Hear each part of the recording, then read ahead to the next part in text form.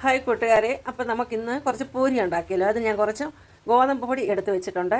പിന്നെ ഞാൻ വെള്ളം ചൂടാക്കാൻ വെച്ചിട്ടുണ്ട്. ഇതിലേക്ക് ഞാൻ ഉപ്പിട്ടിട്ടുണ്ട്. ഈ ഗോതമ്പ് പൊടിക്കകത്തേക്ക് നമുക്ക് കുറച്ച് ജീരകം വന്നിട്ട് കൊടുക്കാം. പിന്നെ ഞാൻ വെള്ളം ചൂടാക്കിയിട്ടുണ്ട്. നമുക്ക് അതീപത്തിലേക്ക് ഒഴിച്ചു കൊടുത്ത് നല്ലതായിട്ടൊന്ന് ഇളക്കാം. അപ്പോൾ കൊണ്ടിട്ട് 4 എണ്ണം പരത്തി വെച്ചിട്ടുണ്ട്. India African പോലൊക്കെയാണ്.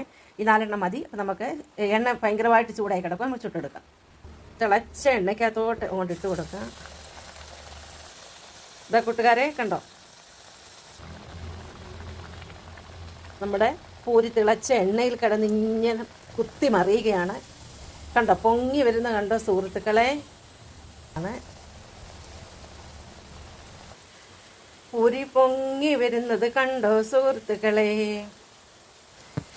ഹായ് കൂട്ടുകാരെ, കണ്ടോ, നല്ല അടിപൊളി പൂരി കണ്ടോ, നല്ല പൊങ്ങി വന്നേക്കുന്ന അടിപൊളി പൂരിയും മുരിങ്ങയില മുട്ട തോരനും കണ്ടോ. അപ്പോൾ എൻ്റെ